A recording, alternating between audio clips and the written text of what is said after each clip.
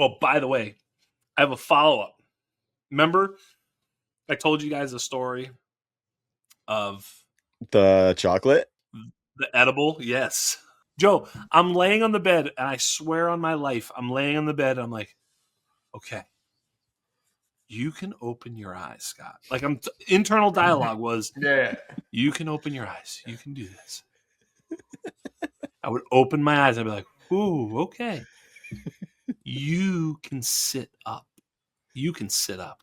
And I would go to sit up and I'd fall back down. I'd be like, no, not so fast, Scott. Not all at once. I was literally having this conversation like, you can do this. You're just going to need to gain your bearings first. Like, literally, these were the fucking honest thoughts by myself, locked in the master bedroom on my bed.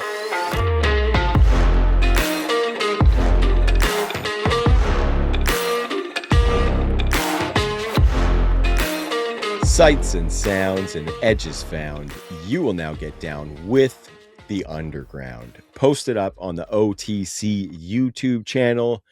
Dynasty Underground is back in your life. Trav here, hosting and West Coastin'. The wise man Jax Falcone, as always, with me. How are you feeling tonight, brother? Excited to get into some rookie ranks tonight. I am doing great. It is the heir to the throne's 10th birthday. So King Leon turns 10 happy birthday tomorrow. So, when this comes out yesterday or whatever. And, it took him to an LA Kings game over the weekend. He absolutely loved that. I mean, just, he's just riding high right now. The boy, by the way, the big news though, so he did that. You guys remember, because I literally FaceTimed you in when he was drafting his fantasy basketball team. And he was on the couch with my phone, or with the iPad, whatever he had, drafting his team by himself in, public league. I'm happy to report that was his first fantasy sporting experience. The boy brought home the gold. He won the championship. His first, some 10-year-old, he's a 9-year-old kid that won it. Won his championship. It's a public league, a little soft, but a win's a win. Nice. We're gonna have to strap a Falcone alias on that kid, because he is definitely your son. Didn't fall far from the tree. It's actually my son's birthday tonight, Jax, too. So we've got a couple birthday bros. My son got a new bike, turned 6 today. So big times around the households. Around the households. You get that kid some shoes, and next thing you know, he's fast everywhere. He's fast on the ball. Look how fast you are, right? Look how fast I am, right? Yeah. Maybe some of those wraparound shades, so he's a little extra aerodynamic. Yeah. Absolutely. Yep. Leon had those. I'm gonna send you a pic right now while you're on the air, so you guys can glance it. Okay. Awesome. And in the home office, in the athleisure, one Joe Quavius Kuvatakis got the baby to bed tonight, brother, and we are happy to see you. How goes? Yeah, I was just gonna say, you guys are talking about all this fun stuff with your kids, new bikes and Kings games and fantasy sports together. I'm over here just like, please go to bed. Yes. Please fall asleep. Please go to sleep. Please stop crying. So, and then don't shit yourself with an explosion diarrhea at the moment you fall asleep. That would be also wonderful if you didn't do that. That's how my day started, my friend. Yes. That's how my day started. Like, it was the actual poop emoji shape. It was like, it's just like, nice. Look at it, it's like, oh, wow. It's impressive for a human your size. Mm-hmm. Yeah, the boy's artistic. The boy is artistic already. I love it. Yeah, so it's that. I have this startup addiction. I joined another startup, so I'm on the clock there, and I'm trying to put my kid to bed, and I'm trying to negotiate trades while all of that's happening. And I was like, you know what? Screw them. I'm gonna take the whole clock. It's nighttime. I'm gonna take the whole clock and deal with it tomorrow. That's what you do. Yeah. So they've got a clock for a reason. That's why the clock is there. That's why it stops. I'll deal with this later. Yes. Sometimes it be like that, brother. Sometimes it be like that. Yeah, super excited to have everybody in. Of course, subscribe to that YouTube channel and find us on the Player Profiler Network for your audio pleasure. And I just want to give another shout out to the boys in the Discord as well. Curdy's doing really, really good work as our community ambassador in there. And I had a good chat with Curdy today, prepping for some fun stuff that he's going to be bringing to the YouTube channel. So keep it locked to the Discord. Make sure you subscribe to the YouTube channel, and you will have the meat and potatoes of OTC content. So appreciate everybody that's doing that, and it's ever growing. And so we're super thankful for everyone who is checking it out. But facts. Guys, we got the rookie rankings episode tonight, and it's interesting. It's interesting because I put out a little tweet saying that I was excited to get into the lab with the boys as always, especially being that we took last week off, guys. Shout out to the listeners for bearing with us. We were touching a little bit of grass. But yeah, back in the lab this week, boys. And what I said is we're getting into our rookie rankings. And much like I tell the ladies, it may not be long, but it'll sure be thick. And that might be this episode. Because when I went through this draft class and looked at my rankings, it was a pretty shallow group as far as the ones that I think that I'm going to be caring about in the fantasy streets, guys. Do either of you have any overall thoughts before we start to dive into these positional rookie rankings? I mean, I think you just made us both feel a little uncomfortable, but we're gonna power through, just like the lady would have to apparently with you. But I mean, 1.25. It's not like we haven't talked about right. that before, boys. Right, it's as wide as it is long at that point. Hey, look, this class is doo-doo butter. We've said it before. I've been having a lot of fun. I think those who are tuned into the undrafted, we've got a lot of different points of view, and I'm trying to decipher things that I'm not so sure about. I am ready to be wrong. Okay. I am holding some of my takes firmly and some very loosely. I don't want to be so rigid in my thinking at this time to cloud my thinking when it's really time after the draft. I want to hold some of these takes a little loosely so that they can be a little bit more pliable and manageable when I need them to be. So I think that's going to be an interesting topic of conversation. Sometimes I say things repeatedly on these pods, and you might think I think a certain way, but sometimes I'm just sort of testing out the theory. And I think that maybe y'all are doing the same too, but I just love it. I mean, going from John Lobb to Marcus Gailey to Matt Waldman this week, which should drop in a minute. Ryan Heath was great. So just a lot of different, personalities and points of view that have been starting to shape myself and others. So it's fun. My overarching thought while I was putting these ranks together was how much less conviction I have in this class than I have had in years past. Yeah. And how movable all of these rankings are. Like, so at wide receiver, after we get past our top 5 guys, I'm going to be relatively easier to convince than most years to move things around. I've got the landmines and the red flags that I've left off the rankings altogether as far as tonight's conversation goes. And at no position is this more true than running back, where I've got my dudes based on my evaluation. Obviously, and Jax, I heard you say this, I think it was on undrafted. Like, whoever goes to Seattle is probably going to end up just being the RB2 in this class. And I think that that's right. So I've got, my rankings, but they are going to be, especially at running back, heavily landing spot and opportunity dependent, because I don't think any of these guys are sort of earth movers past Love. And so we're just going to try and catch lightning in a bottle and make probabilistic bets based on profiles and landing spots and, competition. Not to bury the lead, but, we're going to talk about, I'm sure, obviously, all these players that you're mentioning. But Jadarian Price, I was listening to John Daigle on with Theo Greminger on his pod, and they were talking about how, the NFL intelligentsia, many are projecting Jadarian Price 32 overall to the Seattle Seahawks, which, again, I think they were talking how it would necessarily move him to the 106 in a lot of drafts and maybe beyond, maybe to the 105, et cetera. So like he becomes the 105, 106 in almost every single rookie draft, Superflex, 104, 105 in one quarterback leagues. And that's crazy, right? Like for a guy who has that kind of profile. So yeah, I think you're going to see things change as that happens. By the way, they also, I think it was them. They mentioned, it was Theo. He goes, I saw an NFL.com mock drafter. They were talking about Ty Simpson. I was like, oh, he's going to talk about Chad from Texas. And they goes, they had him going. I'm not sure if it was shock value. I thought he was going to say Chad from Texas had him at the Jets at pick 16. Apparently someone else on NFL.com had Ty Simpson going 3rd overall to the Arizona Cardinals. The hype has officially jumped the shark.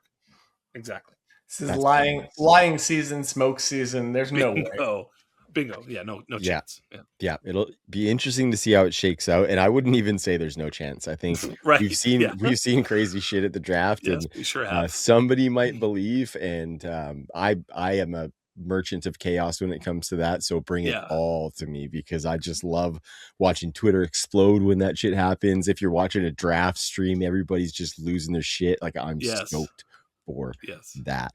Yeah, boys, we're gonna get in here, and I think you touched on Ty Simpson there. And so, I mean, for me, this is kind of a 1 quarterback class. It's quickly becoming a little bit more as a 2 quarterback class with that Ty Simpson conversation, and the fact that we're gonna have to consider him more in our rookie drafts. Anything else we have to say on these quarterbacks? Mendoza, number 1 with a bullet. Ty Simpson is the obvious number 2 in a tier with his own, just because of where he's probably going to get drafted. Nobody else likely matters behind those 2 guys, boys. Is that the case? I think so. There's some athleticism cases to be made. There's dudes that it's going to make sense to take in the 4th and 5th round, just to have kind of, quarterbacks on your roster for when they get that little window of opportunity. But I don't have anybody that I'm really excited about beyond those 2, and frankly, beyond that 1. Jax, how about you? Yeah, I think that's right. I mean, I have this Daigle pod in my brain. He said something that I really loved, which was that he was with us. He goes, if Jackson Dart were in this draft as a prospect, he'd be the number 1. And I was like, yeah, that's what I'm saying. And he said, then Fernando, then Cam Ward. And I thought that was about right. So I think that that's a good way to put Fernando Mendoza. And actually, for some, they would think that we are devaluing Mendoza by saying that. Actually, I'm saying that's how good we thought Dart was, which is kind of cool, because we all were like, are we crazy about this Dart guy? And a few of us were out there, and apparently Daigle was one of them. But I just think, that's about where I'm at with him too. I thought that helped me sort of explain where I'm at with Mendoza. In terms of the other quarterbacks, first of all, some of these things, they affect me. Like, are you watching the Gruden with Diego Pavia? I saw it. It's fucking so good. I can't get enough. I just want, please. Was it you that said he's Kyler Murray, but can throw a deep ball or something? I mean, this whole Diego Pavia thing is I don't know. I get it. He's 5'10", on his tippy toes at the combine with back brace to make him as tough. But at the end of the day, he was awesome, and he's a fucking gamer. And watching him with Gruden, it's pretty cool. So I mean, there's that. There's also, we're gonna have to pay attention to Ty Simpson, and we're gonna have to do the Tyler Shug thing that we didn't do last year, which was block your nose and draft him at the right spot when you've got an opportunity to pick him. I think he's going to be somewhere at the 1-2 turn, maybe as high as 15 or something, maybe as low as 40 something. But I think probably in the 20s, probably get that Jackson Dart late first spot. So he's going to be worth a pick. And then I hate Garrett Nussmeier, but he was certainly a prospect that a lot liked. Cole Payton is the seen that. He's the toolsy project that if he turns out is basically fucking Josh Allen, but the likelihood that happens is 0.2%. You know what I mean? I get that that's not the likely outcome, but when you're drafting later in your draft after, especially in this draft where it's so shallow, I think you're going to want to take shots like that where it's dude, what am I going to take? Some backup running back that might work his way on the field, or fucking A, let's just roll it with, Cole Payton. So, and then I'm a secret fan of Carson Beck, mainly because everybody hates him so much, and yet he was actually pretty good. He's got a lot of attempts. It's kind of like the Bo Nix thing. Even Brock Purdy to a certain extent, they were just around so long that people started to be like, yeah, they suck. And it's do they suck? He doesn't suck. He came up small in a couple of big opportunities. I understand that. Maybe he'll come up big next time. Like, I don't know. Like, that's a small sample. Over the big sample, he actually put up some good numbers. It'll be interesting to see where these types of players, Nussmeier, Beck, and Peyton, go in the draft, and whether or not they're worth drafting. Yeah, with Beck, I'm not ruling him out for like later in his career. Right now, though, his face is just too punchable. It's so bad.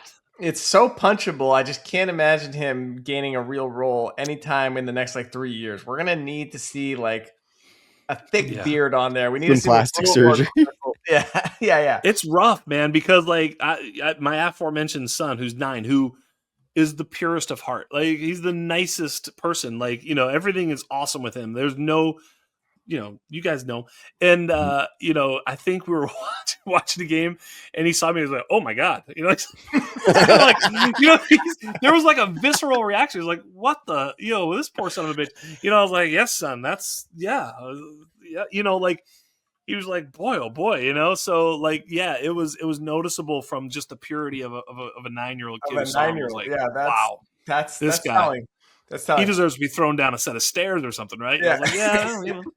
I will say, I watched one Gruden Pavia video, and I bumped him up from like the 9th quarterback to like the 6th quarterback. Easy, right? Easy, yeah, exactly. You're like, fuck that. I'm not missing this boat. Get him up there.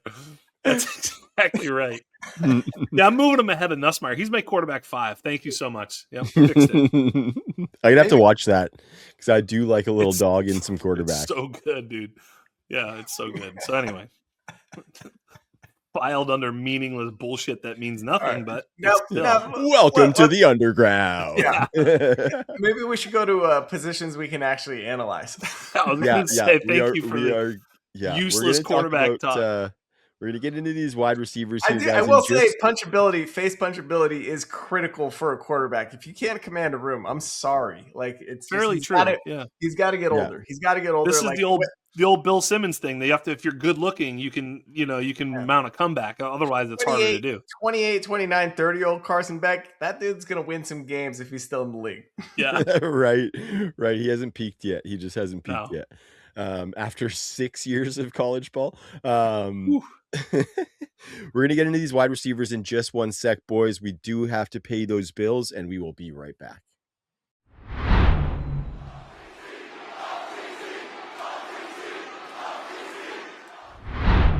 And we are back on Dynasty Underground, getting into our rookie rankings episode. We already flew through those quarterbacks as was expected, and we're going to talk about the wide receiver crop.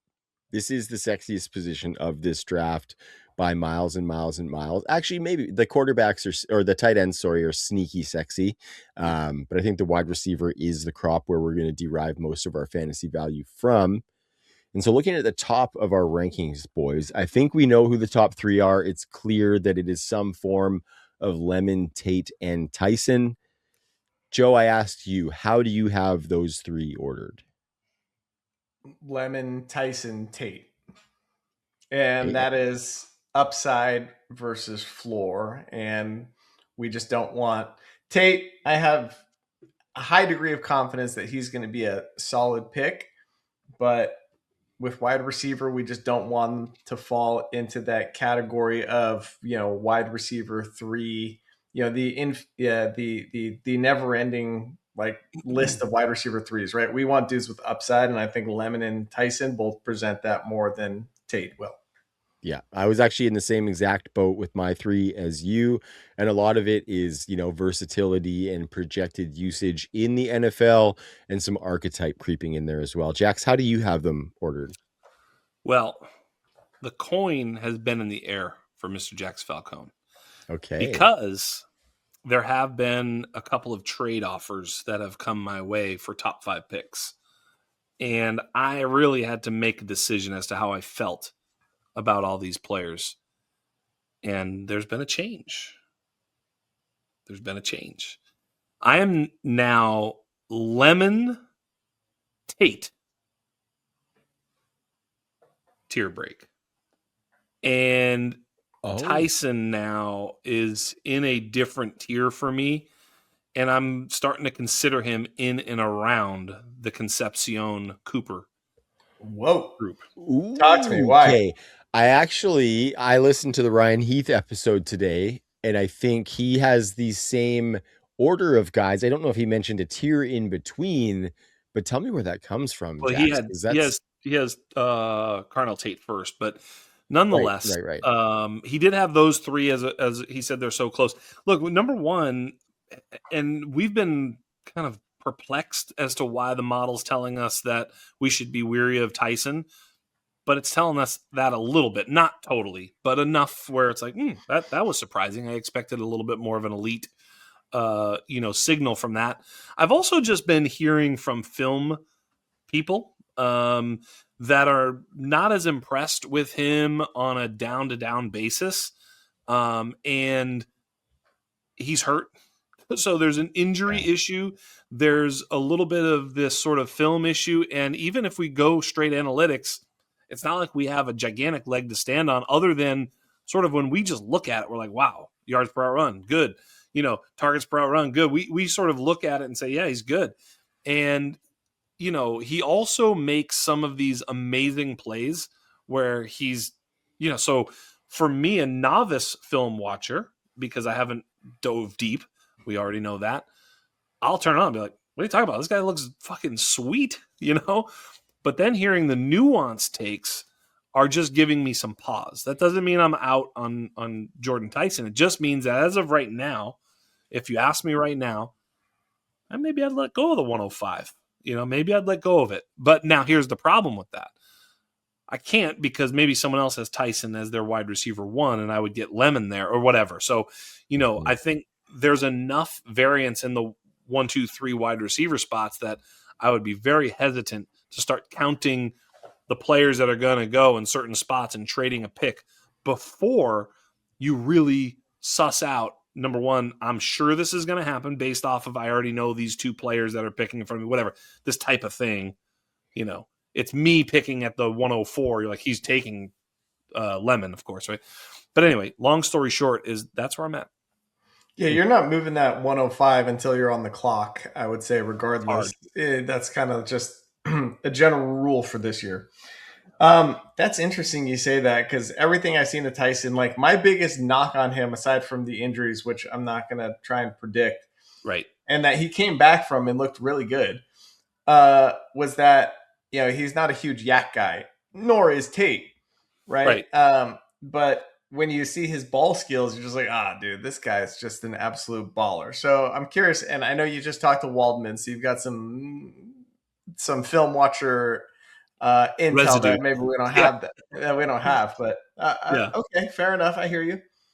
Yeah, I mean, that's interesting. I think there's definitely some film stuff in there.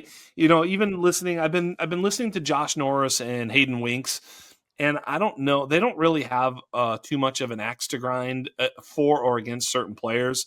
There's definitely some film watcher love for KC Concepcion. There's a lot of people who I think they have him as like their wide receiver 2 or something. Like they love this motherfucker. They have him over Lemon. That's fine. That's totally fine. Like I'm not moving Concepcion to my wide receiver 1 or 2 because someone else thinks that he's that good. I'm just saying that's an interesting data point that I'm like, So people who watch film and just basically dove in and like play after play and just did this, they came away saying that Jordan Tyson is like everything is sort of enhanced. So when he makes a great play, it's like, look at all he had to do to make that happen. There's a lot of nonsense, but there's a lot of nonsense sometimes. And some of this stuff is, theatrical in a way that doesn't need to be, which is interesting. I'm willing to hear that. When we think about Carnell Tate, the more I hear, obviously there's just such an NFL, like this guy's fucking awesome. And then when you do watch him, you're like, looks awesome, right? Contested catch percentage was like 12 out of 14 this past year. Career almost 70% contested target conversion rate. Unbelievable. That 150, when targeted passer rating. The targets per route run, not great, but you can maybe sort of explain all that away with the fact that he's playing with Ibuka and Jeremiah Smith and I don't know. I mean, that's a little bit of a red flag, but ultimately, I think he's definitely the cleaner pro, and will be drafted in the top 10, is what I'm hearing. Mhm. And a top 10 Ohio State stud early declare who is that dominant is worth our attention. I don't know how many targets he's going to receive at the NFL level, but at this particular point, if we're drafting, I think I'd blindly draft him the wide receiver 2 for sure ahead of Tyson, just based off all that. Yeah, you got me thinking on that a little bit too, like whether those injury concerns. I don't necessarily think like, and I'm not a film watcher either. My take as you were talking there is like if he's theatrical and he still looks as dope as he did on film when I was watching him, then if he tightens that shit up, he could be Yeah, even better. I think that's right. when I'm looking on film, I'm just trying to see like what type of receiver he is, and then when I figure Right. out what type of receiver he is, I'll look for other things. Like if it's an outside guy, I want him stacking defenders, beating press coverage, et cetera, et cetera. Like I think Yeah. Jordan Tyson is an incredible separator. I think when I was watching him, it's almost like a Devontae Smith, Jordan Addison with size is kind of how I was thinking of him, just the way he moves and things like Mm, that. So I really like the versatility that he can bring. And Tate, like I think that the hit is so good on Tate. The hit's going to be Yeah. massive. I think with him being so cornered into that outside role, the way I project it, I think that the avenue to miss if he doesn't get peppered with those targets on the outside is pretty wide. So that's my separator with Tate. I think there's more versatility in the archetype of the other two guys, but it is very close. Like they're all a tier. There's no tier break for me. You guys have heard, and Joe, you can respond to this if you want, but like my criticism of Carnell Tate has been the target earning stuff, right? Which is I think very fair, just because we know that target earning follows you. You yeah. don't step into a place and all of a sudden I get more targets here because there's fewer wide. That's not how it works, right? Targets are earned. So his target earning has been a little bit light. The flip side of that is that, the sort of downside to that type of prototype, there was another first round receiver. Now, granted, he was a lot faster, but, Jamison Williams, right, was a low sort of target earner, big play player who, look, if you get Jamison Williams out of drafting Carnell Tate, not as the floor, I suppose, but like that type of player is floor-ish, that's pretty good. I mean, if he's that good as a downfield player and he's on an offense that's, I guess my point is that type of prototype isn't like you're not dead if he's still awesome. You know what I mean? If he's an awesome Jamison Williams type of player, you can live with it. Yeah, I think that's valid, and that's why I think he's the floor play, right? Yeah. There's a couple schools of thought here, right? It's like if you can't miss with this pick, if you need bodies, Tate should be higher in your rankings than maybe Tyson and Lemon. Yeah. But if you're shooting for upside, which I tend to do, Yeah. then that's why I have Lemon and Tyson over him, because I don't think like the upside is as high. If those guys, it's what do you win when you win, right? If Tyson's good, if Lemon's good, you've got Amon-Ra St. Brown, and I actually kind of liked your comps there, Trav, like something like Addison and Devontae Smith, like but with size. Like that sounds fun as hell. Yeah. Right. Carnell Tate to me is, I don't know, like we said, kind of saying George Pickens, right? It's like how often is that going to be good? Yeah, I mean, there's a lot of people, and I think probably falsely comparing Tate to Justin Jefferson, and they're doing so in a way that, compares him as he was the sort of guy in the shadow of a dope receiver who was the number one player for 6 or 7 years coming out of college, which is Jeremiah Smith, which is true.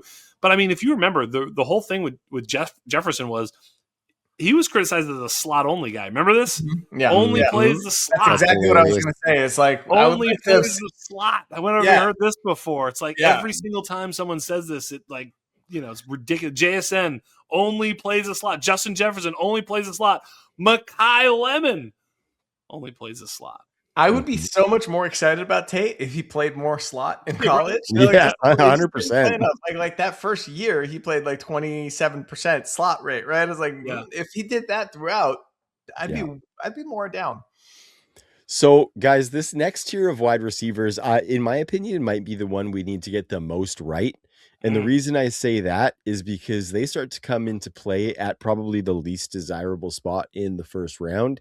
And that's that 106 pick that we've been talking about for a few shows here. And just, it's a really hard decision to make. And so my wide receiver 4, boys, you guys will be very surprised by this. Eli Stowers. No, I'm joking. I'm joking. Sorry, I'm joking. We will get there, but there's a lot of wide receiver talk around Eli Stowers right now, so I felt like I should be a little bit cheeky with that one. But my wide receiver 4 actually was mentioned, boys. It's Casey Concepcion. Yeah. And then I have Omar Cooper at 5, Denzel Boston at 6, end of tier. So I have 2 tiers of 3 at the top. And I actually, while I say we need to get this tier right, I like all 3 of these prospects. And so I wonder, where are your guys' 4, 5, and 6? I've got Concepcion, then I've got Cooper, and then this is, I'm having trouble with these next 3 guys, honestly. It's almost like those 2 are their own tier. So 4 and 5 are a tier. It's Concepcion and Cooper. And I think I said on our last show, Concepcion, if we're just looking at it from an analytical standpoint, would probably be in my top 3. And I'm curious to see how draft capital falls. But it's those 2. And then I've got actually a tier of 2 or 3 below that. So, Jax, why don't you take it? Yeah, I mean, the heart wants what the heart wants, and this guy's heart wants Omar Cooper. Mm-hmm. And I don't know how, I'm going to ride this train until I don't know. It's funny how this is because I've been down this road before, and it's both hurt and won for me in the past. I don't know. It's a tough spot. I don't know. Coin in the air if I had to pick. I really don't know. I think if I had 10 picks at the 106, I'd probably split them. Concepcion and Cooper for me. We'll see. I think draft capital is going to spell something here. It's going to say something. And when you're this close on prospects, for me, it's definitely Cooper and Concepcion as their own tier. And like I said, Tyson is starting to maybe fall into that tier. He's not there yet. The way that people are talking about Concepcion, maybe I'm starting to think Concepcion could leapfrog everybody and kind of get to that wide receiver 3 spot for me over Tyson. But I don't hate Tyson either. It's not like I'm like, oh, this Tyson guy's got to go. There's enough like bad talk about Jordan Tyson that it's given me a little bit of like, just I'm awake. I'm listening to this line of thinking. But Casey Concepcion, it's very, very hard to hear anybody talk bad about Casey Concepcion. It's like that's a really difficult thing. It's basically straw man argument every time. I'm always like, where are these people? Show me. I want to see someone being like, I don't think so. There's not very much of that. Omar Cooper, maybe a little bit more. But I love Omar Cooper. The fact that both of these guys were able to show that they could play downfield and play in a high volume, close to the line of scrimmage role, that's what you really want to see from these types of players. I would say that these guys would probably be best suited as like early second round rookie picks. Like I think of Jaden Reed. Yeah. We really like Jaden Reed. Jaden Reed and Omar Cooper, Casey Concepcion. I like that comp. They're not that far away as prospects. I think I like these 2 guys better. But like not like whoa, way fucking better. Jaden Reed's dope too, by the way. I mean, he really is a great football player. So it's not like this is a crazy statement. And he was a second round rookie pick and got pretty good draft. Like, you know what I'm saying? I think there's something there. Like, when I was talking to Matt Waldman, we were talking about, these guys, and he made fun of me for comping Cooper to Debo. And I've heard this Debo thing. I corrected his ass too, because he said, oh, Debo was 20 pounds heavier. First of all, he was 14 pounds heavier at draft, but that's besides the point. He was 214. This guy's 200, whatever. Anyway, long story short is I think they're somewhere in that phylum, and that is a tough guy to pick at 106, 107. You normally want to pick them at 212 to 206, but here we are in 2026 rookie draft. So, but that's a tier for me. Yeah. Well, and this is where something that we talked about before the show again kind of comes into play, Jack. So you jumped in, you had a Red Bull before the show, you hopped on the screen and you said, boys, I'm ready. I'm here to talk game theory tonight. And I said, like, game theory is going to be almost everything in this draft, because that's the point where you're starting to try and trade out of this first round or trade Yep. back those picks. It's that soon in this draft. And so by 105, by 106, we got to be ready to start taking offers and bringing that game theory more into play. Because I mentioned to you that I'm generally like the player takes guy, and the player takes dry up real fast in this draft class. And so game theory is going to be big. To your point, let's say that, Kenyon Sadiq goes whatever, top 20 to some place that everybody loves, maybe Baltimore. People like, I don't even know where people would fucking get a hard on, but Kenyon Sadiq nails the nuts and Jadarian Price goes 32. All of a sudden now, you may be able to trade back from the 105, 106 to the 108, 109, 10. And, you watch I'm not saying that those aren't good picks, but maybe you watch them go by and you're still able to get your Concepcion Cooper or for you Boston or whatever. Yeah, or whoever. Right? Maybe you have that. If that's a tier, then what do you give a shit? You can move back a few spots and get one of them and, give up that. So I think that's also the way to play it. So to maintain your idea of where your tier actually is, just like we did last year. I mean, I was sort of unpopular for having Emeka Ibuka in with I don't even think you guys always agreed with me on that. No, I was pooping on you from time to time for sure. That's okay. That's okay because I could have been dead wrong about that, right? But ultimately that move profited very well from me in rookie drafts because I was able to get the wide receiver at least somewhat similar to what you got at 103, but I got all sorts of shit as I moved it back to the 110 and still got Ibuka or whatever, right? So anyway, the point of the matter is that once you have your own version of what that tier is, and then things happen that change the ADP to your advantage, that's when you can take advantage too. For sure. And I think Denzel Boston's inclusion in there is hinging decently on some projected draft capital. I also think that in the NFL, if he gets usage outside of just being an X wide receiver and gets to play like 20% big slot, I think he does have big upside. So that's kind of the Boston take. I think I actually gave most of the Boston take on the rookie mock draft episode that we did, because I think I took him in that one. But so make sure you go back and listen to those episodes on the YouTube channel, subscribe, etc., etc., etc. But who do you guys have in the next tier? Because I kind of gave my tier of 3, and it sounds like you guys just have that tier of 2. Where are we going next, boys? Yeah, so my next tier of 3 includes Boston. I've got them right now as Surratt, Boston, and don't laugh, but Brazel.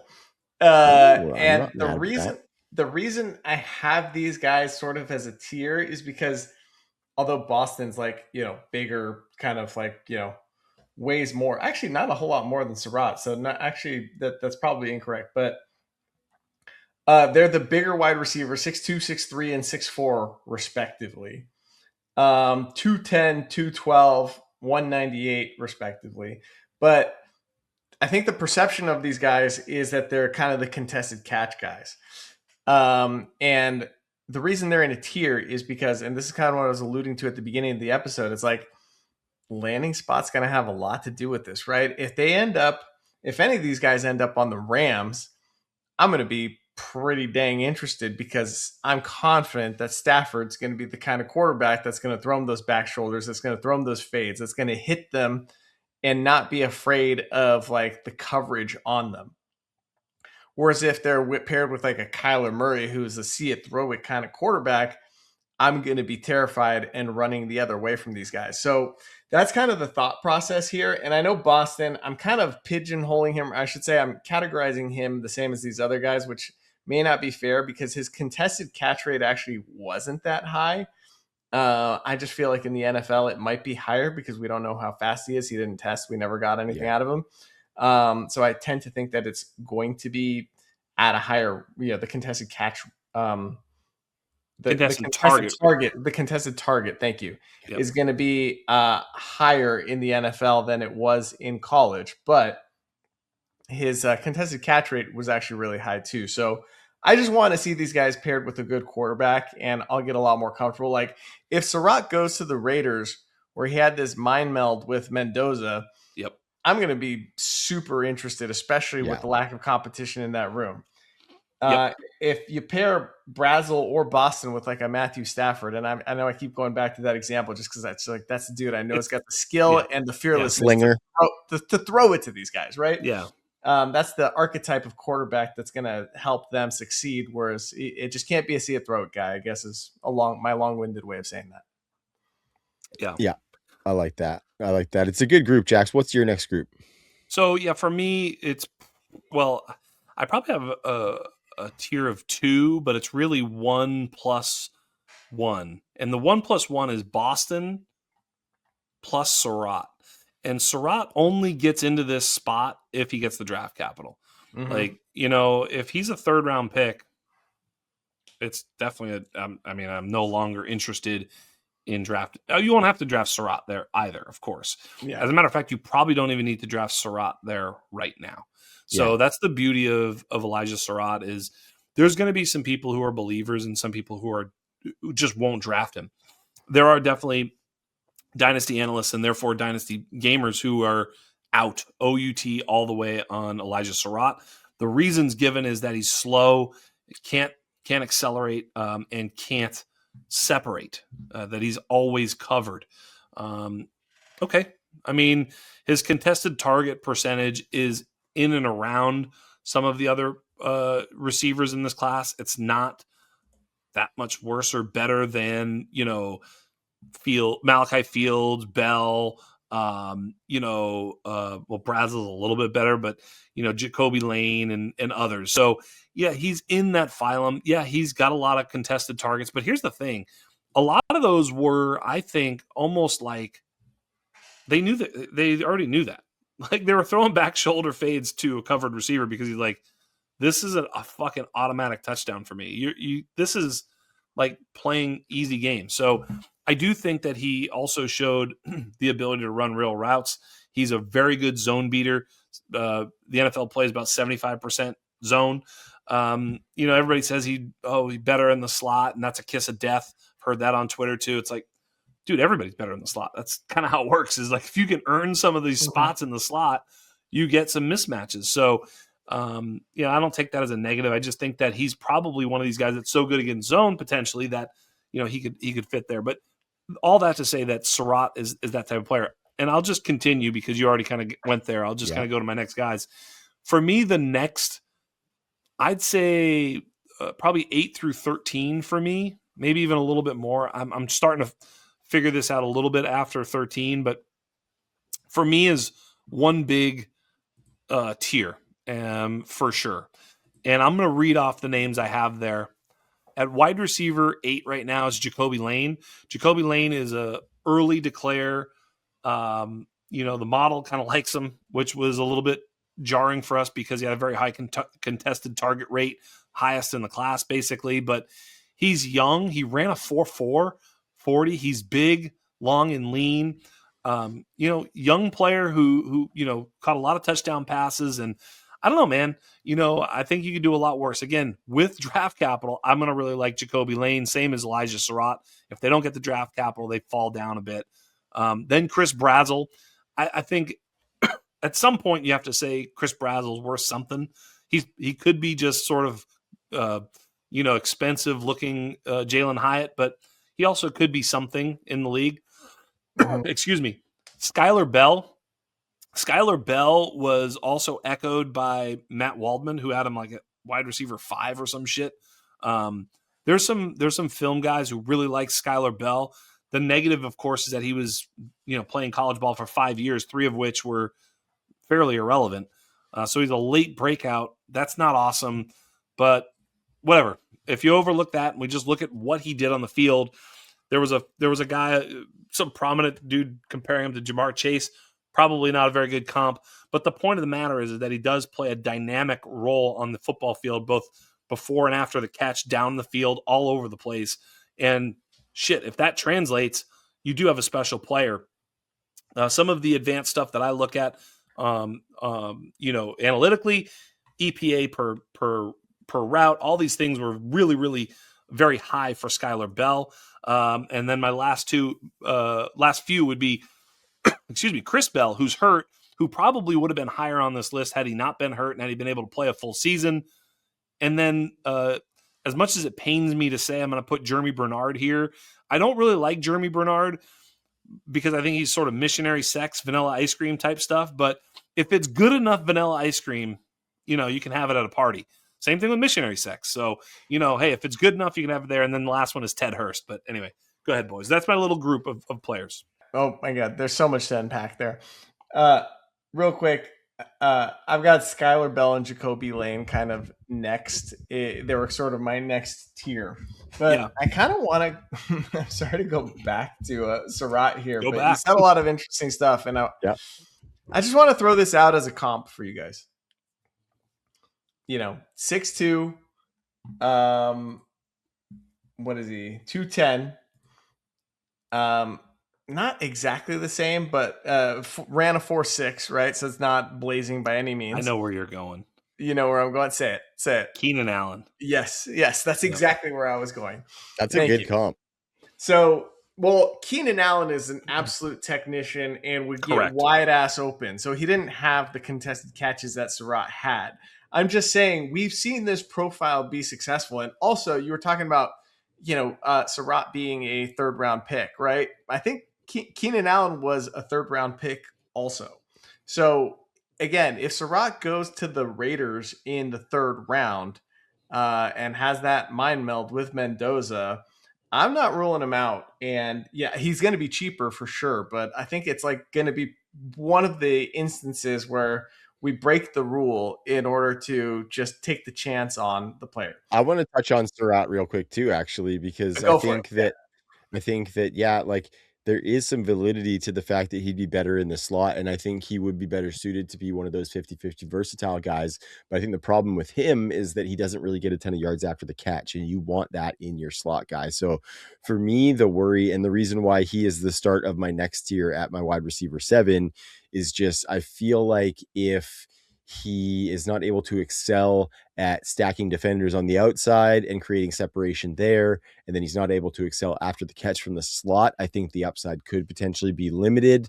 But people said that about Keenan Allen, much to your point. And the thing that I take away from that is just like that workman-like safety blanket wide receiver who is going to do the little things right and be somebody who is trusted within that offense. And I think Surratt could become one of those guys, because Jack's, kind of to your point, really good vanilla ice cream sometimes can just turn out to be Romeo Dubs. And that's a contributor to your fantasy roster. Do you know what's crazy? You didn't hear the show with Matt Waldman. I comped Jeremy Bernard to the slot version of Romeo Dubs. Nice. Because it's like, you know, it's like, he's probably just going to, even if he hits, he's probably just, look at him. Yeah. He's good, you know? Yeah. But not a needle mover. Yeah, for sure. Any more names you got there, Joe? Because I got to admit, my tiers get bigger back here because I am not as deep into this class as I was about to say as I would like to be, but honestly, it's like it's hard to dig into some of these guys. Yeah. Thicker into this class? Yeah. The only obligatory name I'll throw out there is, and it might be a little bit cringe because everybody's doing it, but Ted Hurst. I said it. Oh, okay, all right. He's got some fun. He's got some fun numbers. He's got some stuff we like, right? He's in the 2 seasons that we have at Georgia State, he's got, you know, a yard per route run number of 2.25 and a target per route run number of 25.66%. Right. So we like that. His yak per reception in 25 was at 5.3. That's also a benchmark we like to see.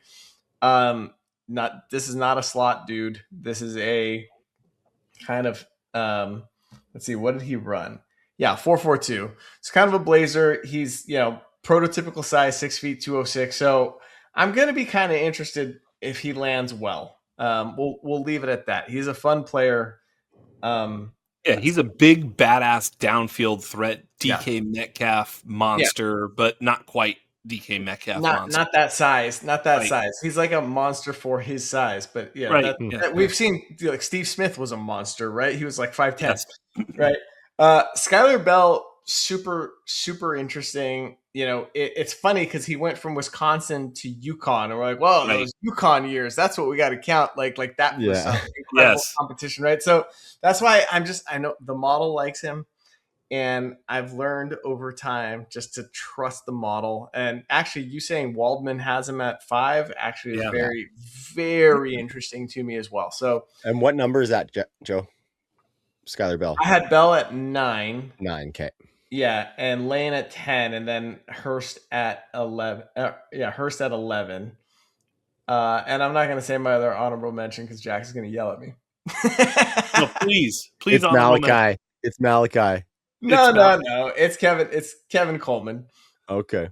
Talk about vanilla. I know. Very, very, very vanilla. 5'10". Plastic spoon vanilla ice cream. None of that. 170. Plain froyo. Yeah. 5'10", 179, 4.49, 40-yard dash. So it's like he's not fast enough to be that small, which is the main concern. But he hits a lot of the other thresholds that we like to see. He gets there on yak all 3 years at Mississippi State and Missouri. 2.3 yards per route run for his career, and actually pretty damn consistent all 3 years. And target per route run, 25, 25, 25, right? It's just like, yeah. I mean, yeah, you know what? Vanilla's consistent. Yes. Consistently good. Yeah.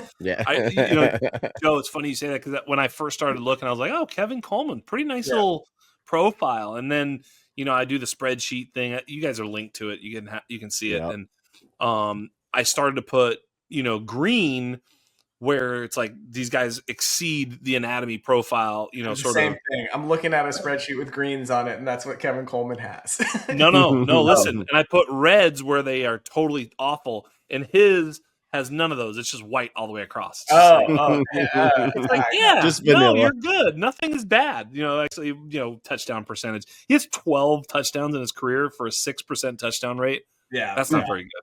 I want to be very clear though, just dear listener, we're not going past Jacoby Lane and Skylar Bell and maybe Chris Bell. Like maybe after that's kind of the line, right? Yeah. I wanted to say the Mendoza line, but that takes on a whole new meaning now these days. But that's kind of like let's say the Mason Dixon line. I'm just the Brazel line or whatever. Yeah. Brazel line, yeah. Listen. We're a Canadian and an American podcast, right below the 49th parallel. How about that? Okay. Hey, listen. After the Bells, come on. That was great. Bells, No. The bell line. When the bells ring, it's time to be out on wide receiver, right? Chris Bell, Skylar Bell, then no more receivers. Just bail on that position for a long time. That's pretty much right. Here's the thing, though, Joe. In comes Hell's Bells by AC/DC. Here's the thing, though, Joe. I think there's going to be. Let me give you some names. Number 1, Jeremy Bernard. Number 2, maybe Antonio Williams. Number 3, Malachi Fields. Number 4, Dejon Stribling, or however you say his stupid name. He's got the coolest name. What are you talking about? Yeah. Dejon Stribling? Whatever. Are you kidding me? I love that guy's name. Listen, I wanted to rank him high so bad. and I'm he's up for me. And then Zach Branch. I'm not saying I like any of these guys. I'm saying that all 4 of those guys that are a little lower in our ranks, and my ranks anyway, I think are going to get this top, they might get top 50 draft capital. Certainly, I think Jeremy Bernard does. I think he's going to be an early second-round pick. And if and when any of those guys get top 50 capital, we'll have to take a fresh look at them. Yeah. But if anybody that any of you guys listening or whatever, if there's anybody that you're out on that goes after the second round, continue to fade. Like, don't even think, right? Like, seriously, if you're out on a player and he's in the third, fourth, fifth round, anything after the second round, just continue to fade. If there's a player that you're out on that gets top 40 or 50 capital, you just got to look again and be like, am I missing something here, or should I still be out? Like Zach Branch, I'm pretty sure I'm out all the way no matter what. But, once he gets picked at like 34 by someone, you're like, whoa, maybe I ought to look at this again. You know what I mean? Mm-hmm. Yeah. Stribling, I believe he ran like a 4.37 or something, right? Yep, 4.36. Yeah, so that was interesting. His late season surge was interesting. He kind of stepped into, kind of the Trey Harris role at Ole Miss, and we know that that's a little bit of a wonky offense. Like came on strong at the end of the year, had kind of a forgettable college career before that. So there's a lot of red flags, but I actually really Yes. like his name. Yes. So like I'm assuming I'm going to be taking some flyers on him in the 4th round and not taking my own advice of drafting quarterbacks, tight ends, and running backs at that point. Yep. Sometimes the all name team just creeps in on your process, my man. I totally Ted get Hurst that. Ted Hurst also, by the way, only still not 22 years old. So something to be said So for Ted Hurst. I was honestly with Ted Hurst, I had been thinking lunch pail the entire time until you started describing him. So you had started describing him like Yeah. DK Metcalf, and I was like, okay, I was probably wrong on that one. Okay, yeah. A name No, like Ted. I mean, come on. the lunch pail wide receiver is definitely Daniel Sobkowitz. Right. I heard you talking to Heath about him. Tell me about him. Yep. I mean, he's just I don't remember where the hell he went to school. Some stupid small school, like, I can't remember now. I have to look it up. But like his numbers are incredible. He's 6'2", 197. He ran a really lunch paily 4.6340. Right? Awesome. Yeah. We like him already. Exactly. But, he lights up, the anatomy like a Christmas tree because, he's got his targets per route run for his career is 26% target rate. His best season was over 30%. He's got 41 career touchdowns, right? Like, he's just got a lot of good things. His career, he played nowhere, and his career quarterback rating when targeted is, 118. He had a season of, basically 14% first downs per route run. You know what I mean? So he's just had a lot of sort of things that are very good. Before his sophomore year, 942 yards and 10 touchdowns by his sophomore season. So sort of an early breakout type of player. I have no idea how old he is. That's crazy. I went to look for his age. Could not find it. So no idea. I'll be honest, I can't even remember his name. You told me about 3 Daniel minutes ago. Sobkowitz. Okay, all right. I'll have to ask you again when I forget again. Depends what Heidenreich gets drafted as a wide That's right. Heidenreich. That's our lunch pail king this year. Absolutely. Right. Yes. Absolutely. It's a prestigious honor, if I'm being completely honest. And so Yes. I'm sure either of them would be stoked to have it. All right, boys, we're going to talk about these running backs. We will be back right after this.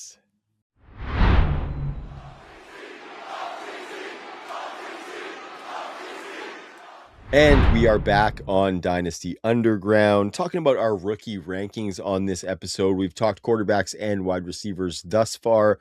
We're going to get into these running backs. Just want to remind everybody that the audio for this episode is on the Player Profiler Network if you're looking for that, or subscribe to that OTC Fantasy YouTube channel to check us out on video.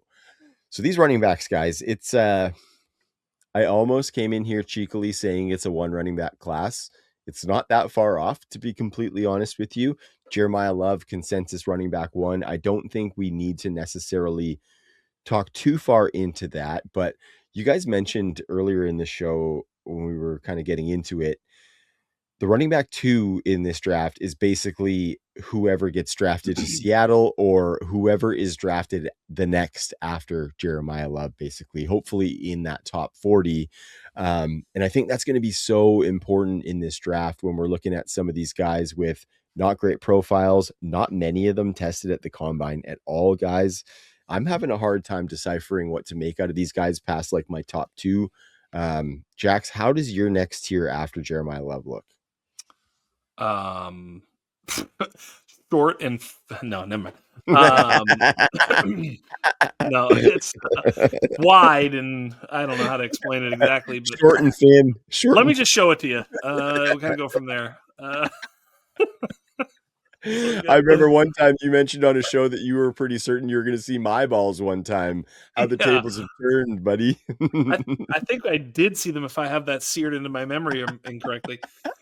He did some sort of baby bird thing with him.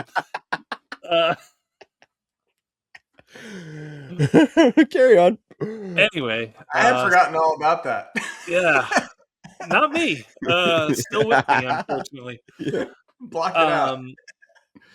So I got some reassuring news from Matt Waldman that Nick Singleton is not a bad running back. And for that reason, Nick Singleton is now my RB3 very close to Jadarian Price. You know what? I'm just going to go ahead and plant the Nick Singleton flag a little bit. In a shitty class, for me to say that Nick Singleton is in my tier 2, that is including players like Mike Washington Jr., I think is fair enough to say that he's in that tier and can be toward the top of it. I think that's fair enough. But yeah, I basically have, as it is right now, I'm Jadarian Price, Nick Singleton, Emmett Johnson. Also heard some great things about Emmett Johnson. Emmett Johnson is giving me, Joe, the Bucky Irving vibes that we had, where we were into Bucky Irving until he was slow, small, and didn't get good draft capital. And I think when we watch Emmett Johnson play and the way that he plays and the way that he catches passes and the way that he kind of does things, I'm not saying he's going to turn out like Bucky Irving. I'm just saying that I think we should be less afraid of some of those sort of knocks on him and just sort of lean into the fact that we like the way he plays football. Mhm. Well, welcome to the club, buddy. Welcome to the club. Thank you. Also, how the turntables. I was supposed to Yes, be sir. the Nick Singleton stan, and you got a ranked higher than me. I love this. All right, so here's how I've broken it down. I've basically got Emmett Johnson in a tier by himself at RB2. And this is subject to change if Jadarian Price kind of does end up in Seattle or whatever ends up happening. This is just me game theorying, and the reason I've got Jadarian Price. This is going to sound wild, but I've got him like way down. This is probably too low. I've got him way down at 7. And my thought process is just this: 200 pounds and doesn't catch. Yeah. What are we doing? Right? That's it. It's as simple as that. It's like, maybe he can. It just feels like we're making a lot of excuses. And then I think I talked about in a previous episode, it's like all of his elusiveness, it happens at the second level. Like, I just don't see any great moves for him when he's met in the backfield to really get through that. And so I don't know. I think he's got really good open field vision, and they were blowing big holes open at Notre Dame for him, especially at the points in the games when he was playing a lot. So it's just too much of a projection for me without seeing the benchmarks that I want to see, or I should say the thresholds that I want to see from, a player of his size. So anyways, Emmett Johnson 2. I think I've got Coleman alone in his own tier at number 3 as well, Jonah Coleman. And I alluded to this previously as well. It's like he kind of does like the Cam Scattaboo thing out there. Not as exciting as Scattaboo. So it's like, whatever, poor man Scattaboo. I'm not really sure that that's going to work, but I saw enough from him from a receiving standpoint. He's got the size at 220. Did he run? Did he do a pro day run? I haven't seen it yet. Not that I've seen. And then my next tier after that is actually Mike Washington and Nick Singleton. And that's kind of interchangeable because these are just like the athletic freaks that are really fast. And Singleton, just has the receiving profile that we're going to like. And if you put him, he's going to be super landing spot dependent, right? Yeah. Yeah. As I are think all he's these like, guys. They all are. it's like the Tevin Coleman, I feel like, is the comp, the NFL comp, not the prospect comp, but the NFL comp for what Nick Singleton's going to be, because it's clear from his missed tackles force that he's just like, the vision isn't there. He's not a tackle breaker, but you put him in, what was then that iteration of the Shanahan offense with Coleman. It's kind of like a one cut and go, and just use your God-given gifts to, make one cut and just turn the burners on. I think he could succeed in that type of system. Plus, he's a good receiver. So, after the 3 dudes that I'm pretty sure can play the position well and have the receiving profile I want to see, I'm going for upside at my next tier with Washington and Singleton. I'll stop there, and we'll get to my next 5 after that. But Trav, why don't you go ahead? Yeah, I think, not far off. The same guys for sure. I think for me, Jadarian Price is the clear number 2, almost in a tier of his own, but you guys actually made me bring him into the tier with these next couple of guys. I actually like Jadarian Price, and I think what I saw on tape doesn't tell me that he can't do the things that he didn't do in college, if that makes sense. Didn't catch a lot of passes. 100%. I think the way he moves and the type of elusive running back that he is could lend well to catching some passes. I think he had Jeremiah Love ahead of him, so I think some of the knocks on some of the volume and things that he didn't get could be explained away to that. I also think it's a product of the class too, right? Because it's not like it's a bulletproof profile for a running back two by any means, which most of the time our running back two in any class is much better than this as a prospect, I would say. That's for sure. When we look at my running back three, it's clear to me that Joe actually hates Nick Singleton, because I have Nick Singleton as my running back three also, Joe. So I think you need to look in the mirror a little bit there and think about what you're saying here. And I actually suppress the value over here so that I can get right, him. Exactly.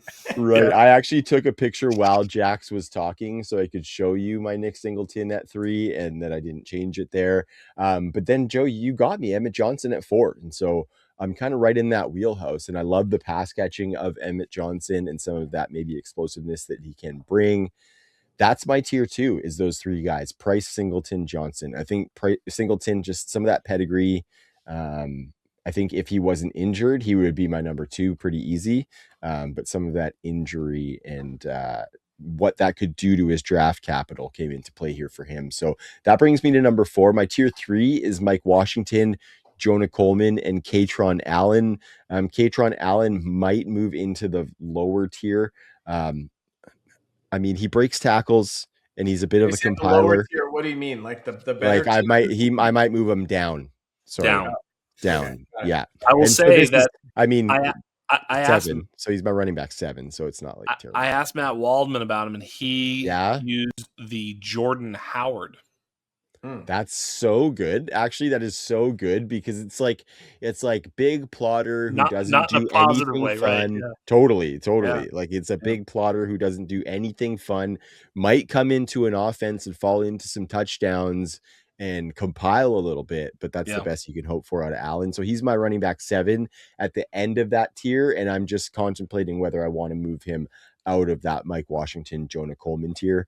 Coleman's a pass catcher, man, and I love that. And I love that you said Cam Scatabo, because as I was going through his profile, that's kind of what I was thinking was Cam Scatabo. Maybe Scatabo is a level above as a prospect for sure, but I think Coleman is that bigger runner who catches a lot of passes. I'm curious. Yeah, he's better than some you were mentioning earlier.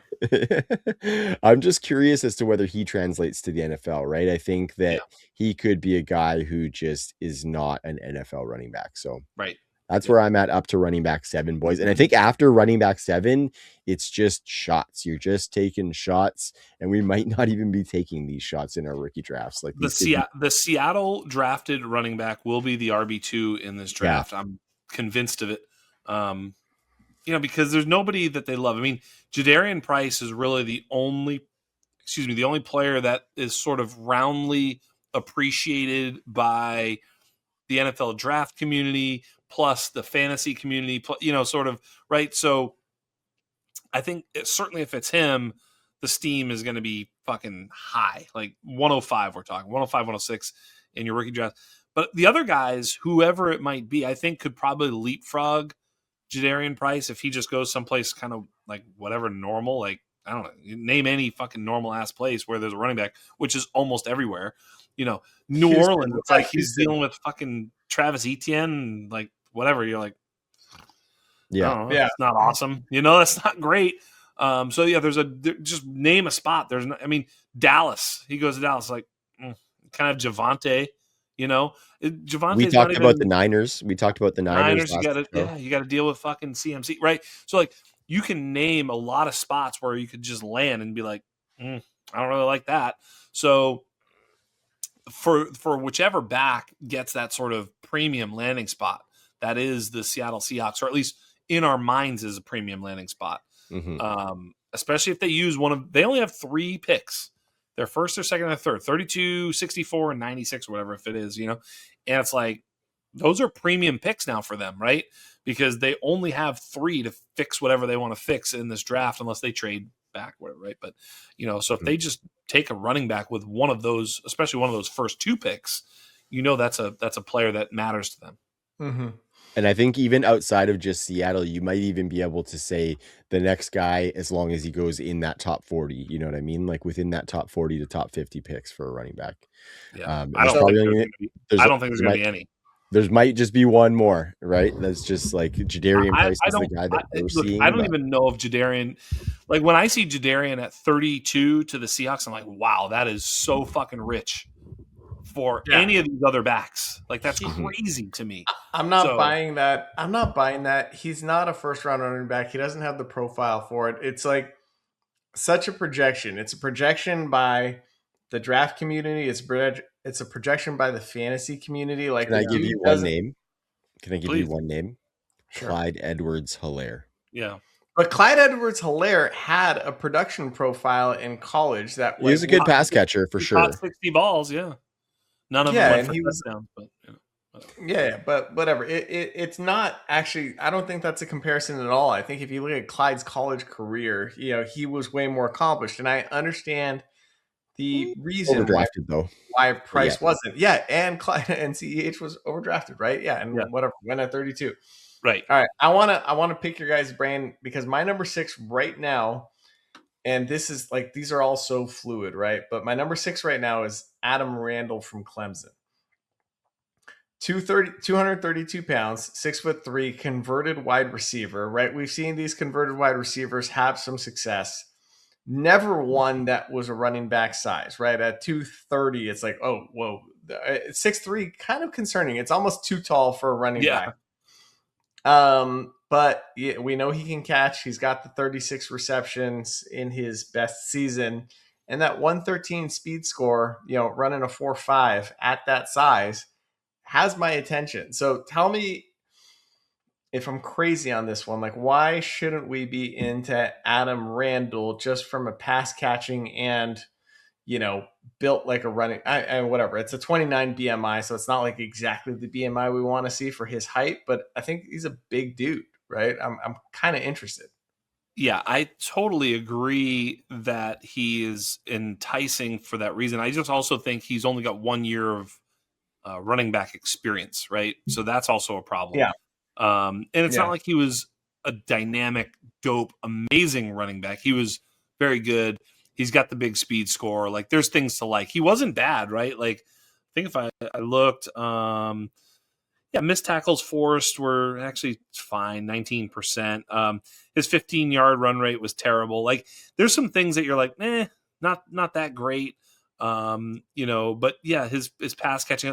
I get split on him, Joe, just because like, he didn't do all that much in his 1 year, but it's only 1 year and he is a big, fast fucking guy who caught passes as a wide receiver, right? So like there is kind of a story that you can tell. And that's what's so strange about this class is like, I think Matt Waldman's RB2 is like Damon Claiborne or something like that, which is like no way. All right, that's the next guy I wanted to talk about.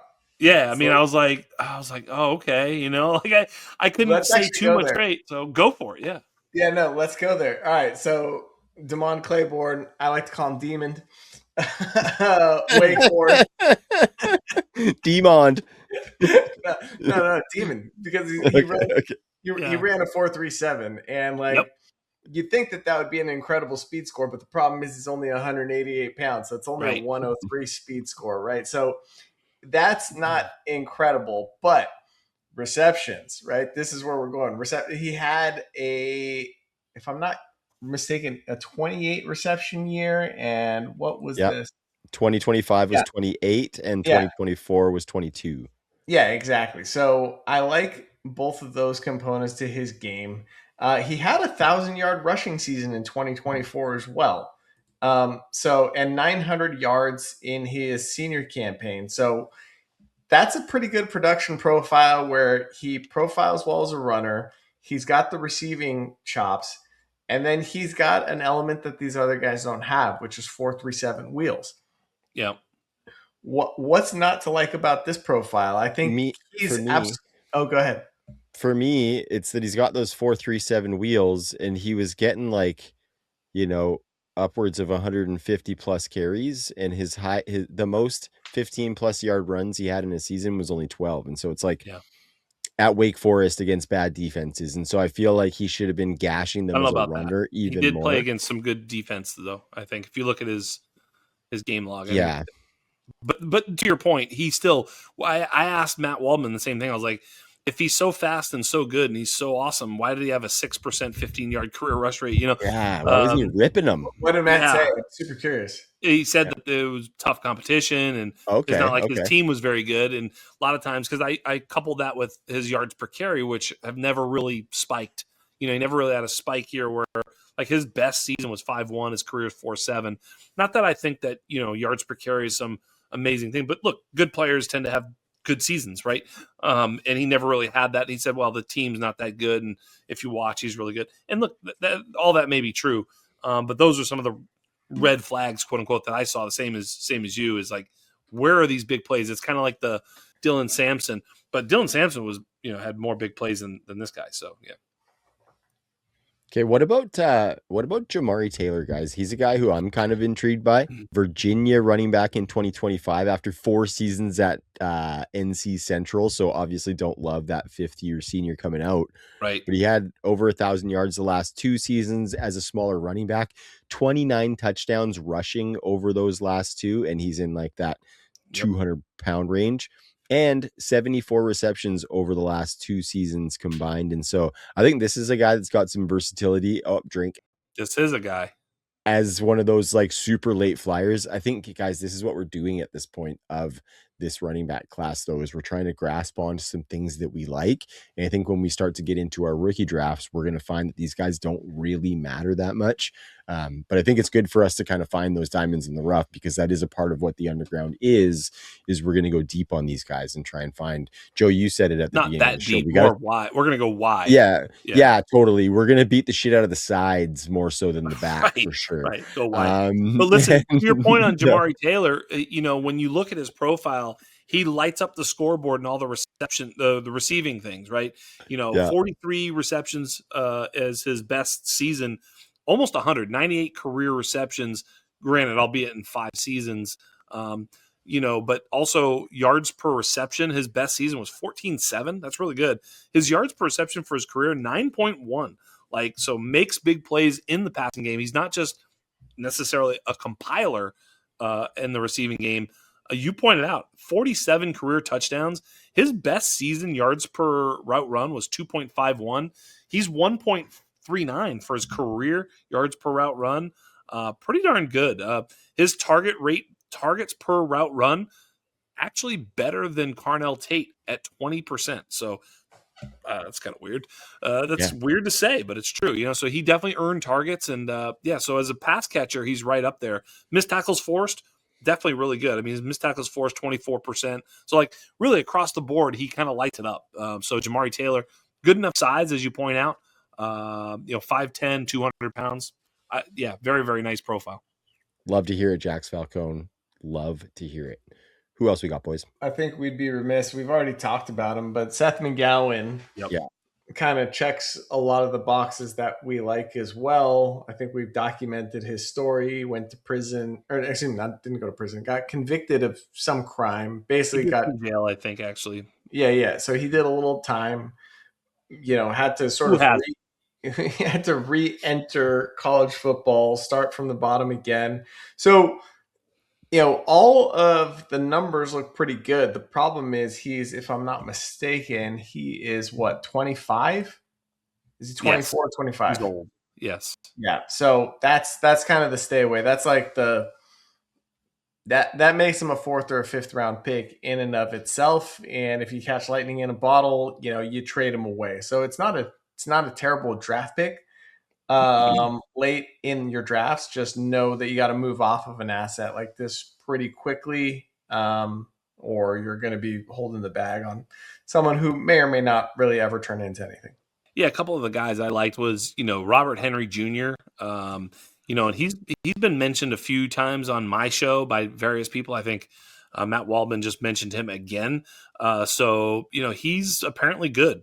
So he's one. He was a JUCO transfer. He's a 5th year, so he's a little bit older.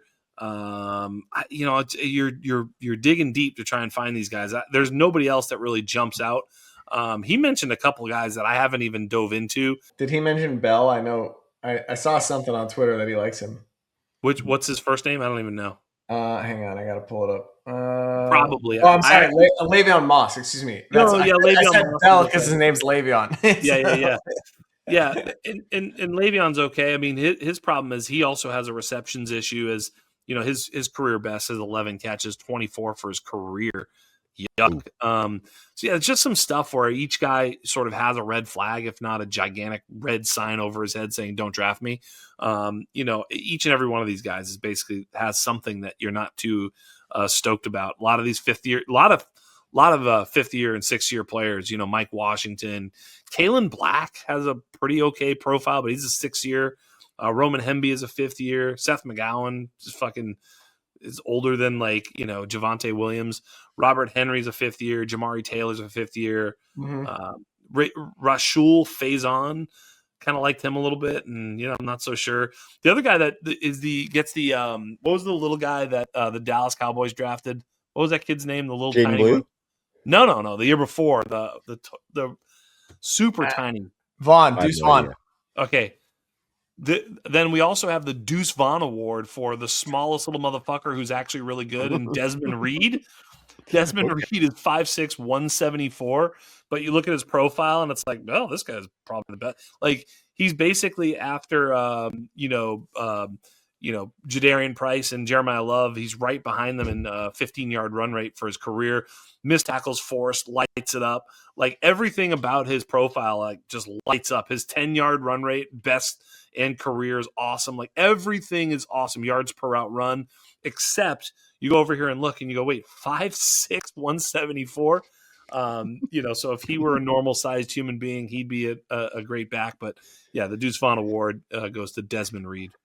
All right, boys. So we've been weeding through this muck. The muck is actually getting close to my waist at this point. So we're going to step out a little bit and we're going to talk about some of these tight ends because that might be a little bit more fun. And at the top, there's 2 names, Kenyon Sadiq and Eli Stowers. And honestly, Jax, I want to start with you because I have to say I'm a little bit perplexed with your staunch Stowers over Sadiq take. We've talked about kind of the versatility of Sadiq and how he has a lot more blocking prowess that projects to keep him on the field.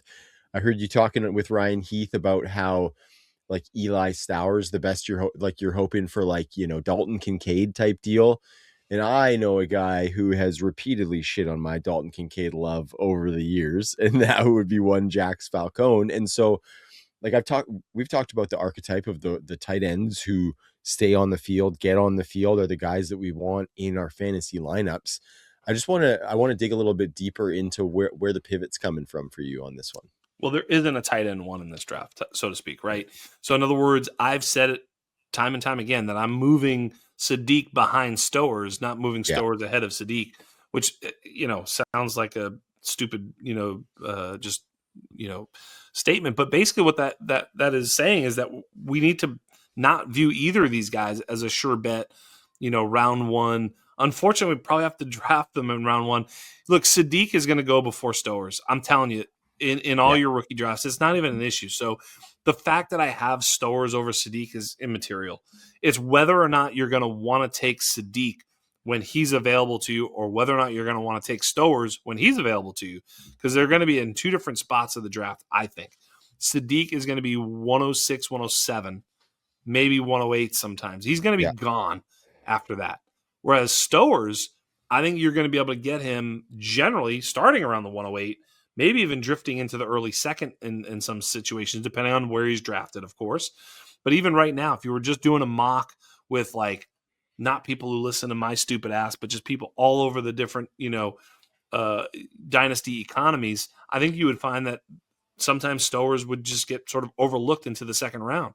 So for those reasons, ADP will work itself out and I'll be able to get myself Eli at his value. I just think I asked Matt Waldman the question. I think I already knew the answers and he kind of agreed, but it was like, how will Eli Stowers fail? It's that he's such a terrible blocker that even now you're hearing the whispers, well, maybe we should try him out at wide receiver. Hayden Wink saying he should lose 20 pounds and play Mike Evans' role. And, all this sort of thing where the pressure is going to be, when the NFL team clicks the button, it's like, are you fucking stupid? This guy can't even block. You drafted a tight end that can't block, right? So there's some pressure there. And on Sadiq, he's a more of a clean prospect in that fashion where nobody's questioning whether or not he can play tight end or not. He's going to play tight end, and he's a physical freak of nature. I just have some questions about his receiving profile, which is really what we give a shit about. And so for those reasons, I'm kind of skeptical on both and would want to push them both down towards that 1-2 turn, or maybe even to the early second in most drafts. Like next year, neither of these guys are first round picks. Okay. Neither of these guys would go in the first round of 2027. You crazy? But here we are, and we have to make these decisions. I guess that's where I'm coming from. What if I told you there was a I'm already interested. There's a tight end in this class. Yeah. Who's not quite as athletic as these two freaks, but athletic enough. Mm-hmm. And he's flying under the radar because he didn't run at the combine because of a stress fracture that was discovered at the combine. Gunnar Helm. And what if I told you that he was let's see, at his pro day he ran a 4.49, but even if you adjust it to a 4.54 at his weight, that's good enough for a 115 speed score, and his 38-inch vertical and 125-inch broad jump were good enough for a 127 burst score. Are you interested? Is this okay? Is this somebody that Jax has touted as an underrated tight end before? I think so. I wasn't really paying attention when we Is it Eli Raridon? No, it's not. No, he's got a pretty good little profile too, but is it? I don't know any pro day numbers, so I'm just taking shots here. Maybe it's Max Clare. It's Oscar Delp. You got it, Trav. It's Oscar Delp. Georgia, right? Yes. Brock Bowers backup. Had to learn how to block because he was playing with Brock Bowers. And we didn't get his combine number, so I think the value is a little bit suppressed. I think there is no hype on this guy. He's got a decent little receiving profile, and he's like, throw out this year's, top 2 tight ends. I say top 2 in quote, and forget about their athleticism. If you just compared him to any other tight end class, like, this guy would be one of the most athletic, if not the most athletic tight end in the class. That's 6'5", 245. Like, this dude's an absolute freak running a 4.49 or whatever, a 4.54. So I kind of like this profile the most at the value you're going to be able to draft him at. We've been talking about how we just really don't want to take these tight ends in round 1. I kind of like doing this and like late round 2, or probably somewhere in the middle of round 3. Honestly, I think it's completely flying under the radar. This is the shot I want to take on tight end, right? This is the Theo Johnson bet, right? You're going to take the athletic dude late, not the athletic dudes in the first round without the production. The Gadsden bet. Yeah. And he can block, right? He had to block, so he can block, and he's going to be on the field, presumably once he's got, established a little bit of a foothold on the team he lands on. Yeah, I'm fine. His receiving profile is a little meh. I think I still prefer Eli Raridon, but I don't hate where you're coming from. I will say, though, that there's a lot of lunch pails who put up a lot of fast numbers in this particular. I've got another one. I've got another one. Go, let's hear it. I'm going completely athleticism because I don't want anything to do with the super freak athletes at the top. What about Sam Roush out of Stanford? A 112 speed score, 130 burst score. Right. on our rookie mock, we didn't have Eli Raridon, and I put Sam Roush in there for Jax instead of the Raridon pick, and Jax was repulsed. Yeah. He was absolutely repulsed. 6'6", 267. I don't know. I'm not intrigued. I feel like this guy could score 9 touchdowns. This athleticism talk is telling me that when you get into that 108, 109 range, it's fine to take Kenyon Sadiq because he's a better athlete than all of these guys. He's going to get draft capital at that point in the first round. like any other prospect, you're kind of just covering your nose at that point. I think Sadiq is fine in that mid to late first round. I probably wouldn't take him earlier than 109, but I don't I'm know. trading the pick. I'm not doing it. I'm not But we're taking touting either. There's some. I'm There's not some. taking any of these either of these two the tight ends in hit. the first The round. hit's gonna be fucking awesome on Kenyon Sadiq if he hits though. I guess. Like guess. his hit is gonna be better than the 109. You're Feels gonna like be a happy big about hit. 109. Sure. Well, it won't. I don't know how he's going to have to really hit to get you the 109 in the 2027 class. But you know, Matthew Hibner, John Michael Gillenborg, R.J. Maryland. There's some lunch paley guys. Eli Raridon, Jack Endries. All these guys have some pretty solid profiles that I get. I like Daquan Wright a little bit. You know, so there's a number of profiles. Trigg, I didn't like the way he jumped. Did you see him jump? You guys No, see that? Oh God, just put in the Twitter thing. Michael Trigg doing his vertical. He jumped I like mean, 25 inches or something. It was like a name like Trigg doesn't surprise me necessarily. Did you mention Justin Jolly? I've been hearing that's his my name. point. Though, and you're talking Justin Jolly, Tanner Koziol, Yeah. Oscar Delp, you know, Max Clare. There's just so much depth at this particular position this year that you know I'm interested in a lot of these guys. I think I'm going to be taking, you know, a number of stabs later in drafts, especially if there's some drafts where I just have like 3 or 4 thirds, 3 or 4 fourths, and I'll just be like, you know, I'll just take 2 or 3 or 4 or 5 of these tight ends and just see which one ends up, you know, doing something in year one. You know, you can taxi them or whatever your particular league is. I think in some leagues where you're too shallow to be rostering that type of stuff, that's one thing. But I play in some leagues where the depth is ridiculous, and you know, if you have a number of taxi spots, you can throw 2, 3, 4 tight ends on a taxi, let them see what happens, you know, and go from there. So that's kind of the approach I'm going to take at the tight end position. If I can't get Sadiq or Stowers at a value I'm happy with. I What's a will. value? What's a value that you're happy with? Is my question. I don't know. We'll have to see once they get drafted, but I will tell you that I really liked Dalton Kincaid as a prospect. And when he got steamed into the late first, every single time that he was the next pick by ADP, and I had that 111, 112, 110, whatever it was, late first pick for Dalton Kincaid, I traded it straight up for a future first every time I could. Yes. Any future first. I just took it and said, listen, I'll give you this pick for any future first, and people happily paid that. Why? Because of course it's, you know, it's the tight end one. I think I may employ something like that again, or you know, will likely do that. You know, with some of these late first when there's a player that someone else is hot to trot for, and it's probably going to be 28 firsts because people are going to be I was like, gonna say that. that's fine. I don't give a shit. You know, I'm fine. I'll just push it and go from there because I don't know that I love the player or the pick that much to think that it's better than any random future first. That is exactly what I'm getting at. This is kind of what Trav was talking about earlier in the episode where we just want to talk about game theory. And I'm just telling you, I'm not, you know, I was saying I'm not going to draft Sadiq before I draft Stowers, but I still don't think I want to take Stowers in the first round. I think I'm pushing Right. them both back. And if all the wide receivers that were interested are gone, and you know no running backs get pushed up because of draft capital, and you're sitting there at like 110 or something, like exactly what you just said, Jax. If it's one of those tight ends that is next by ADP, I'm trading out of that pick. I'm going to get a player and you know a 27 second, right? I'll do that. I'll get or a 28 first, right? Something like that. But I'm not falling for this trap of these tight ends because they just don't have.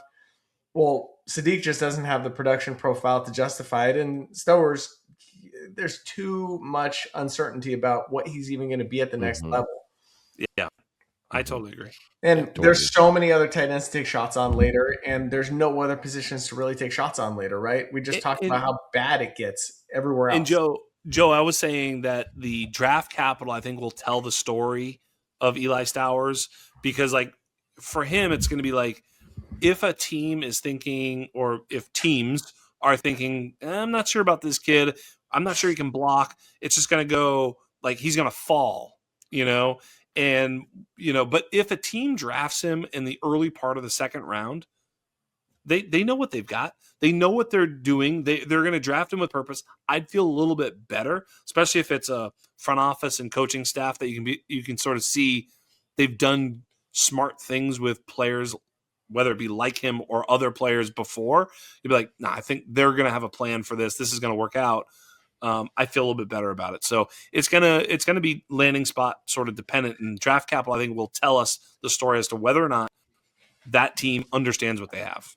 He's the dude I'd like to see go to the Ravens with another established tight end, but lacking weapons. He's also a dude I'd like to see maybe land on the Broncos, where that's interesting. We talk. Yeah, that's a good spot. The Joker role is like a meme at this point, but former quarterback.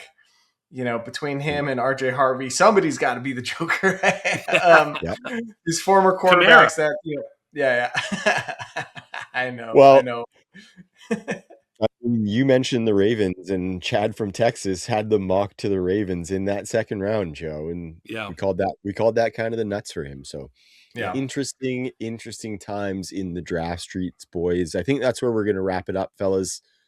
Fun little episode, as we do. I mean, we weren't necessarily listing off our players in ranked order on our rookie rankings episode, but I think we got some really good discussion out there about the tiers that you should be attacking, some of the tiers that you shouldn't be attacking, and where some of these dart throws are. So I think in a roundabout way, as we do, we got there anyway, boys, and it was a good time doing it.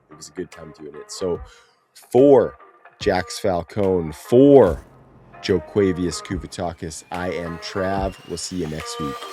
Peace.